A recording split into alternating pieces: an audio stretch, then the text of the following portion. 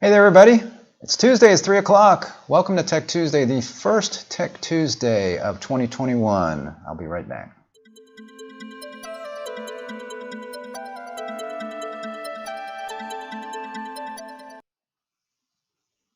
Hey, thanks for joining me for Tech Tuesday. Again, the first Tech Tuesday of 2021. I'm Rick Uzzi, VP of Marketing here at Z-Quorum. Can't believe it's 2021. That means we can look back on 2020 now, right? So that's over with. We can move on. I hope things don't seem to have changed a lot, unfortunately, but we can get that past us. We're moving up on a year as to things started getting pretty weird. So we'll just see how it goes here in the next month or two. There are good signs for various things, so we'll try to remain positive on that. So it was an interesting year, and towards the end of the year, we had some movement on the COVID relief bill. In fact, it's been signed now, and as part of that, there's some broadband funds related in there that are related to broadband, and as well as other funds that will be helpful for everybody, including individuals and businesses that would include broadband providers. So I'm going to be talking about that today, some of what's going on there. So let's talk about that. So First off, this was the COVID-19 relief package, and I say broadband initiatives and more because the amount that's actually allocated for broadband is kind of really small, relatively speaking. It's a huge amount of money, but when you look at the total package, it's not that much. So what do we have in here? We've got $2.3 billion in spending. That's 2.3, excuse me, did I say billion? $2.3 trillion in spending, trillion with a T. So let's try to put that in perspective. What's a trillion? So a trillion is 1,000 billion dollars. That's $1,000 billion. And let's put that in perspective. So you could spend $1 million every hour, 24 hours a day for about 822 years, which would get you up to about 2 trillion. So this is 2.3 trillion. That's a lot of money. So we throw those numbers out. It's like, oh, it's $1 trillion here, or it's $1 billion there. That just tells you how much money this is. So not all of this went to broadband. That's why I was saying the broadband seems like it's a tiny little piece of this, although it's a lot of money because $1 billion obviously is a lot of money. But 2.3 trillion, that included 900 billion in COVID relief. So that's not necessarily just broadband. That's 900 billion COVID relief. So this was one of these omnibus bills that they pass at the end of the year with everything but the kitchen sink in it. It's like 1,000 pages. Nobody has time to read it. 5,000 pages, I think it was. Nobody has time to read it. So they get it, they pass it. There's all kinds of stuff in there. There's some good stuff in here, but there's, I'm sure, lots of pork and waste. $2.3 trillion. You got to think so, right? So we've got 900 billion in COVID relief, and then out of that, there's about 7 billion in funding for broadband. So again, that's a lot of money, but when you look at it compared to $2.3 trillion, it doesn't seem like that much, but that's a good amount of money. So first off, I thought you might be interested in just personal stimulus payments, and this would be just for you as an individual, but also, this helps businesses as people, get this stimulus money. They're going to go ahead and then have money that they can pay for things for, whether that be, items like clothing or whatever, or if you're a broadband provider, it helps them pay for that, get $600 per person. What that comes out to basically is if you've got an adjusted gross income of $75,000 if you're single, then up to that you can get $600. And if you get over that, well, first off, also if you're married, let's say you're married, then you can get up to $150,000. And then as you have kids, if you've got kids, then you get $600 per child on top of that. So those are kind of the upper limits to get that amount of money. There's smaller payments if you make more than that, and you go up to $87,000 single or $174,000 if you're married.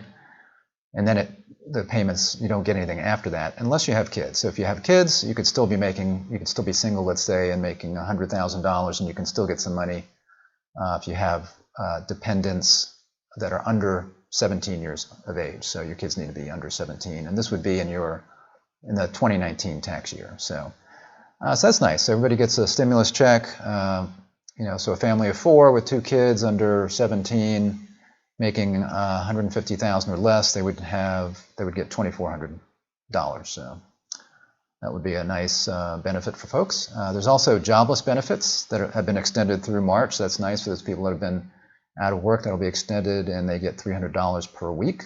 So again, all of this is good for the country as a whole, as people will have money. This is stimulus money, this is money to help pay bills, those kinds of things. And then there's $25 billion for rent assistance. So again, people that are out of work, this is a really good benefit for them, that they can get money to pay their rent. There's also the Paycheck protection program that's in here, Paycheck protection loans. So these are loans, but they basically can be forgivable depending on the circumstances. So what's interesting is in the original, I think it was the CARES Act, it included only a few minor things, not minor, major things, but only a few things. Mortgage obligations for the business, so if a business had a mortgage, or rent, it helped, they could put it towards that. They could put this money towards that, as well as payroll and then utilities. But they've also added into that this time, and this is retroactive, which is nice. So these funds can be paid retroactively now. It's not just here moving on from 2021. So this could go back to the time when the CARES Act was originally passed. So it can be used now for operations. So the article I was reading, it mentioned business software cloud computing. So that caught my eye because that's what we provide. So if you're a broadband provider, for example, you might even be able to, for example, get our TrueVision software, diagnostic software, which is cloud-based also, and it's software. So that might be the kind of thing that you could put some of this money towards. And again, broadband is definitely, we've seen, is definitely a required service. So, there's a good case that could be made for that. So you could certainly check on that. And then also what added to this was property damage, because we had, various violence and vandalism and looting in 2020. And if you had damage due to that, you can put some of that money towards that. Worker protection expenses. So if you had to, like if you're a restaurant, for example, or even a broadband provider, maybe you'd put up, plexiglass in front of the counter if you're dealing with folks, that kind of thing, or in between your booths if you're a restaurant. PPE for your employees, those kinds of things, that can be compensated. You can get forgiveness on the loans for that. And you can get up to $150,000 in loan forgiveness as part of this. So they loan you the money, and then they'll forgive the loan if it's put towards these kinds of things. The only caveat is that 60% of the loan must be for payroll expenses. So the main purpose of this is that you keep people on the payroll so that your employees are not, even if they can't come to work right now, they're not suffering because they're out of work. You can keep them on the payroll and apply this money towards that to help them keep things afloat.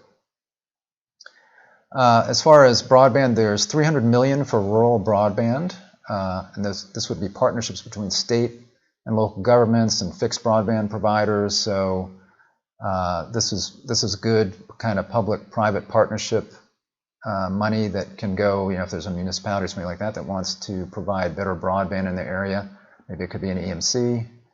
I'm not sure about that, but you could partner with some fixed providers in the area, and this money can help defray the costs of providing that service. And that's very important. And for example, in rural areas where you've got fewer customers per mile, or it's going to be a little bit more expensive to upgrade your plant to provide fast service.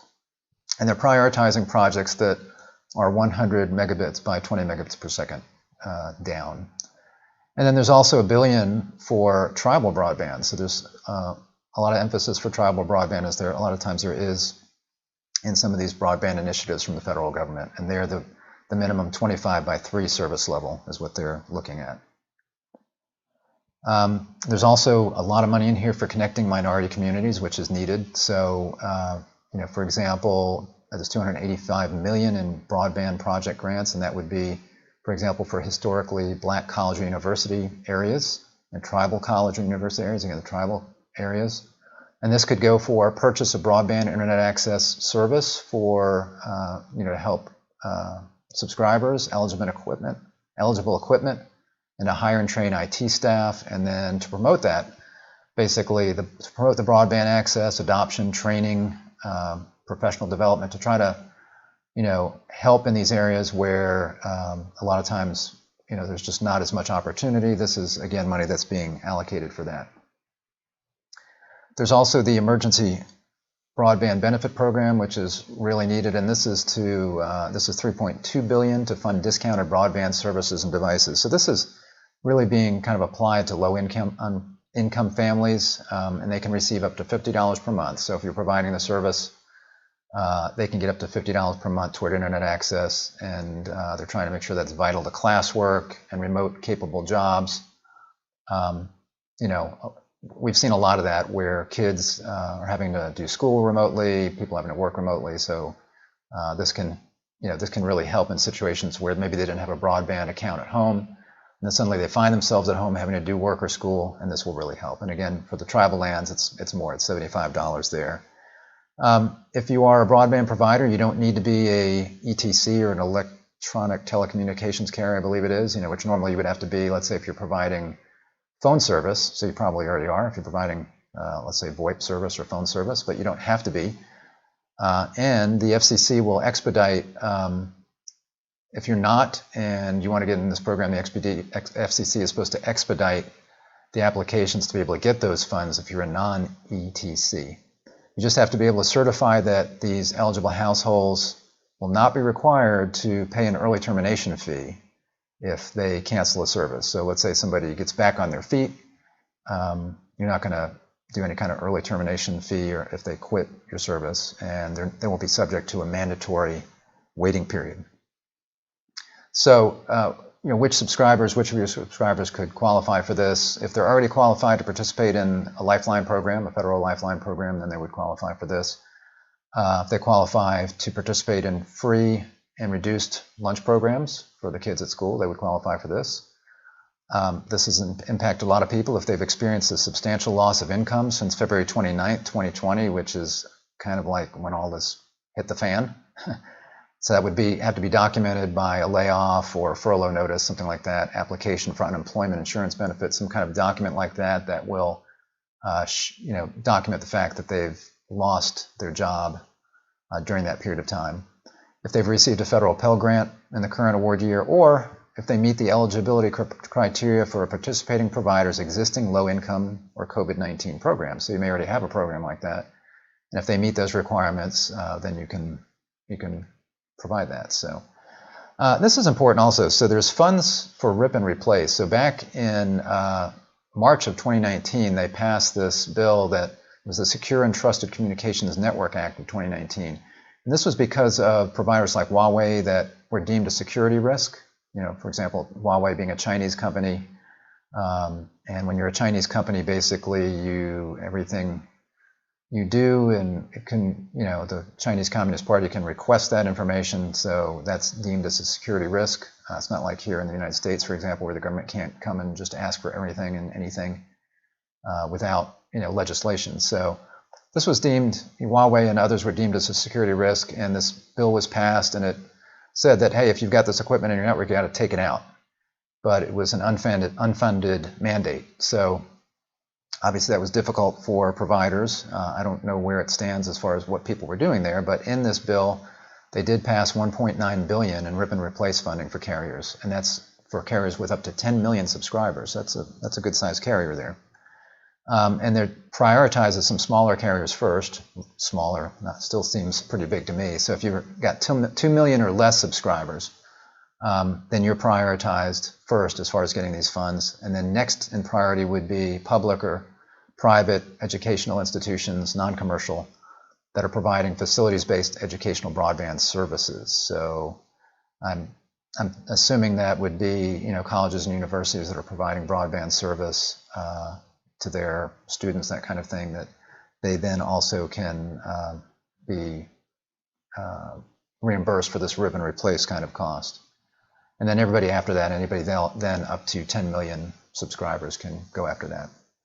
And just a few other things that are in here. And all of these things, this is not necessarily broadband related, but this is economy related, and that's important to the broadband industry as well. So we've got transportation assistance, $45 billion in funds, including $16 billion for airlines to pay for salaries of workers and contractors. You think about all of the people that are not flying right now. I'm thinking of all of, being in marketing, I'm thinking of all of the trade shows that we did not go to last year. There were some virtual trade shows that we did exhibit at, but that's not something that is going to be a long-term solution. People, when they go to a trade show, they want to go to a trade show, right? And vendors, exhibitors, when they want to be at a trade show, they want people to be there and invested in what they're doing. So For any kind of business, I think it's good that there'll be funds for airlines to help keep them afloat and to get things moving. $14 billion for mass transit agencies, $10 billion for highways. That to me seems more of a infrastructure piece. I don't see how that's really related to COVID. You know, get on the highway, driving your car by yourself. But that's good. I'm sure there's money that can be used for $10 billion for highways infrastructure, and then $1 billion for Amtrak for trains. And then lastly, again, this is just good for culture and the economy. There's $82 billion in funding for schools and universities to help them reopen. That includes $2.75 billion for private K-12 education. So again, this is really good. It's been difficult, very difficult for kids who are not in school face-to-face. The whole Zoom thing gets old quick, and I know just from personal experience from my kids, when they are not face-to-face, that it's more difficult for them to learn, to stay focused. So it's good to have these funds available to help these schools get back open face-to-face if they're not already, and to do that safely. And then $10 billion to help childcare centers reopen safely. That's also important, because as you've got parents working from home, if they're blessed and able to work from home, if they're not in a service position or something like that where they are furloughed, if they can work from home, they may have kids at home, and if they've got kids at home and they need to go back to work, then what are they going to do with the kids? So we need to get the child care centers back open, and there's money for that as well. And then $68 billion to help distribute COVID vaccines and do testing. And again, that's very important, because if we're going to get past all of this, people need to have confidence that there's some immunity out there in the community. And the vaccines obviously will go a long way towards that as we get those rolled out. And I know several million people have already been vaccinated in this country, and I think hopefully that will be accelerating, and people can get past the idea of the fear of being out there once they get vaccinated. And $20 billion of that is to make the vaccine available at no cost. So again, that's good for those that low income, or just if you just need to get the vaccine at no cost, you can do that. So these are all great things. Again, there's a lot of money in there for broadband. So as a broadband provider, you might be looking for opportunities on how you can get this money, what you can do with it. Again, broadband has been deemed a necessary service for good reason, as we've seen, as people have been at home, working at home, doing school at home. And there's opportunities here for you as a broadband provider to be able to get funds that can help you expand your business into areas that maybe would have been difficult before because of the number of customers that are there. Also to, again, provide for PPE or other things that you might need related to COVID, to help provide money for low-income families or people that have been furloughed. A lot of broadband providers have done what they could by, waiving late payments and providing free basic internet, those kinds of things. So this will go to help defray that as well. So anyway, 2021, we can hopefully again move on as the vaccine gets out there, and maybe get back to some level of normalcy as we get into 2021. So thanks for joining me today for Tech Tuesday. If this was helpful, give me a thumbs up. If you like this video, go ahead and subscribe. If you haven't subscribed, click the little bell, and you will be notified whenever we are live or post a video. I'll be back next week. I was planning on doing something on IPTV this week, but that changed, so I'm going to be doing that next week. I'll have with me Will Baker, also of Zecorum, and we're going to be talking about IPTV, the IPTV market for pay TV providers. This will be very relevant if you are in the pay TV business now and thinking about maybe changing how you do it. If you're providing a traditional, cable TV service, for example, and maybe thinking of doing an IPTV version of that, or if you're not providing a pay TV service, IPTV could be the way to go.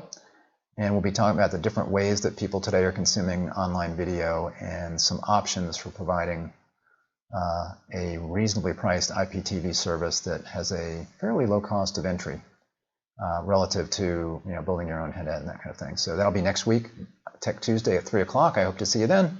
Thanks for joining me, and have a great day. Bye-bye.